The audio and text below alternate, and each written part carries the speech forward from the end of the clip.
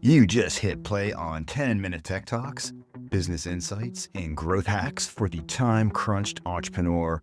I am Jonathan Kirsting with the Pittsburgh Technology Council and Tech Vibe Radio, telling the stories of Pittsburgh's most successful tech companies and the women and men behind them. So what does it really take to build a tech startup from scratch? Not in Silicon Valley, but in Pittsburgh, and grow it into a company that just landed $10.6 million in growth capital. Well, in this episode of 10-Minute Tech Talks, I sit down with Alison Alvarez and Tomer Bornstein, the co-founders of BlastPoint, a Pittsburgh-based AI company that spent nearly a decade perfecting how data can drive smarter business decisions.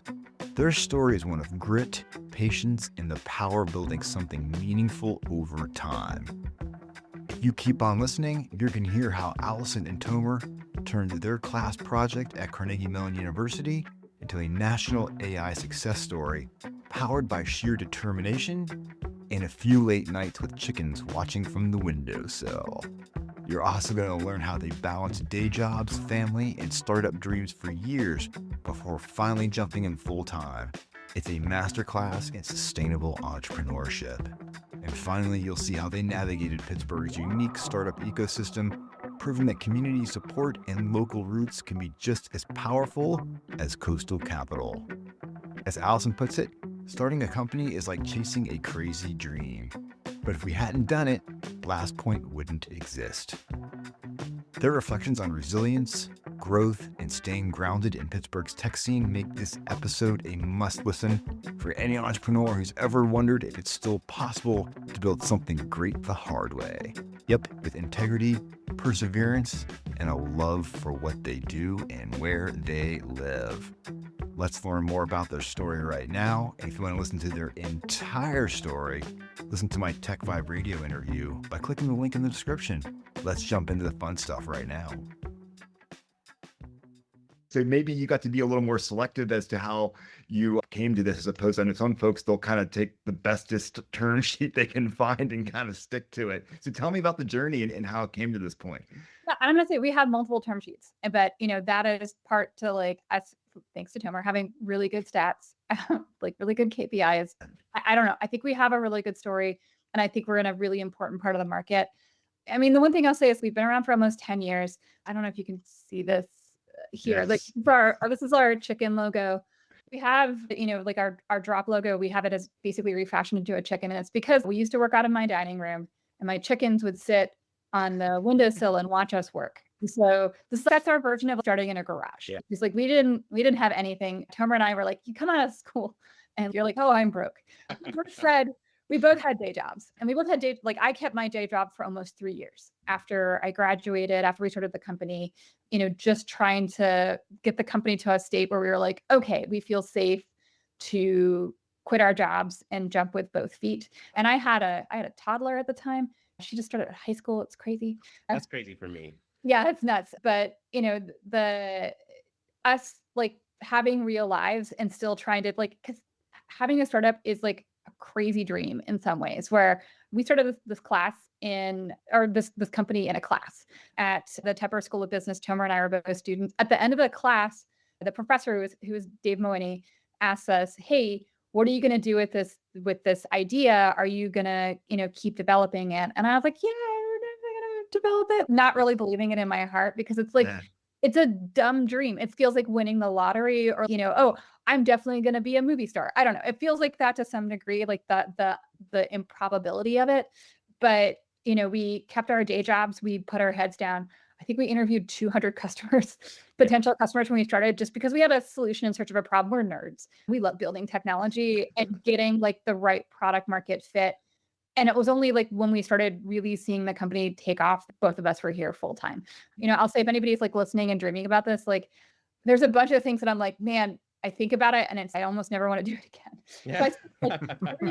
So every sick day, every weekend, we did evenings, I think 3 times a week, where we were just working on this thing together after our own day jobs. And it was just like so much. But if we hadn't done it, I don't think the company would have been possible. Yeah, I remember there was one like core memory that's scratched into my brain, which is this was kind of the boundary, the transition from like a class project to like real, I guess we should work on this beyond school, was we entered the McGinnis Venture competition at CMU. That was kind of like our, you could call it like the capstone of that class, to test out whether the idea that we had was going anywhere. And I just remember sitting with Alison in the green room before going in, and she was like, I just have this weird feeling that our life might just be about to change forever. And I'm like, yeah, we'll see. But looking back, it was. And there's so many. I mean, even this year, there are like these big learnings that I'm like, oh, it's really good to know for the next time I do this. And every year is, so you have to reinvent or relearn what your job description as a founder is for this year, because you got to double your revenue basically every year. And doing that looks different every year. And I think one of the things that has been really fundamental to us making it, and this is, I think, unique to Pittsburgh, is all the help and the support we got from the community. I mean, don't get me wrong, there's like funding gaps in Pittsburgh and all this stuff that is all true. But at the same time, we've done incubators in Pittsburgh, we've done incubators in New York. The vibe in Pittsburgh is, you're from Pittsburgh, I'm from Pittsburgh. I want to see Pittsburgh succeed. I am going to help you. Yeah. And that is something that we rode all the way. And our advisors that were with us from the beginning are still with us today.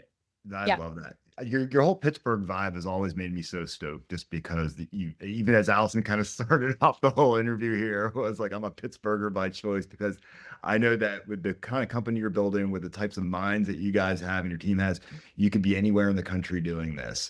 And the fact that you've been very intentional about keeping this in Pittsburgh, to me, and the Tech Council, makes us very happy, because we need companies like yours to thrive and succeed if we're going to grow as an ecosystem here. So yeah, good stuff. I mean, it's just amazing.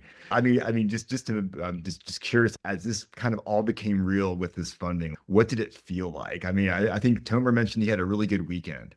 So I don't know what that means, but We're always, because we're like, okay, coffee is for closers. You get your cup of coffee and then it's like back to work. Correct. I think, I feel like I need to get to have that moment where I, like, how you finish a project, you close all the tabs in your browser. I'm not quite there yet, but okay. I went, like, my husband and I had to do some work tasks, and we were like sitting at the pop-up beer garden on the Allegheny. I don't know if you know that one, but just like sitting there like last night, just sort of like, I'd finished all my tasks. I was just like listening to music and thinking about like where we were, and just sort of like being like, oh, I never thought, I can't believe this is my full-time job. This is my dream job. And, but every time we're like, yeah, we did that thing, I'm always like, what's the next thing we have to do next? And it's never like, all right, cool, we're done. It's always, okay, well, we finished that task. Now, we're going to have so many meetings over the next week, being like, okay, what are we doing next from the engineering standpoint, from the sales point, from like our operations standpoint, like that. What are we doing with HR? Like all these conversations have to happen, in the next week. We're going to go visit our investor tomorrow over in Philly, which is really cool, and meet a bunch of their LPs, which I'm super psyched about. I think that's just really great timing that we're going to be able to have time with them. And I'm psyched that I don't have to go to California and deal with the red eye because we chose an investor on the East Coast. I am so stoked that you made 10-minute Tech Talks part of your day. I hope you learned something new and valuable. And if you want to keep getting more business building, technology, and entrepreneurial insights, just subscribe. We're pushing out new interviews at least once per week. I hope to see you on the next one.